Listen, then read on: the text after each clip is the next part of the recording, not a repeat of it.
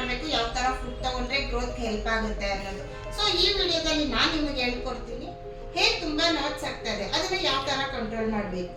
Weekly once compulsory conditioner ಹಾಕಿ, ಅದು ಕೂಡ ಹೇರ್ಗಷ್ಟೇ ಹಾಕಿರ್ಬೇಕು, scalp ಹಾಕಬಾರ್ದು. ಸೊ ಯಾವ ತರ ಕಂಡೀಷನರ್ ಹಾಕಬೇಕು ಅಂತಂದ್ರೆ ಪಾರ್ಟಿಷನ್ ತಗೊಂಡು ಫುಲ್ ಹೇರ್ಗೆ ಅಪ್ಲಿಕೇಶನ್ ಕೊಟ್ಟು ಕೂಮ್ ಮಾಡಿ, ಸೊ ಆ ತರ ಫುಲ್ ಹೇರ್ಗೂ ನೀವು ಕಂಡೀಷನರ್ ಹಾಕಿ 5 ಮಿನಿಟ್ಸ್ ಬಿಟ್ಟು ಹೇರ್ ವಾಶ್ ಮಾಡಿ.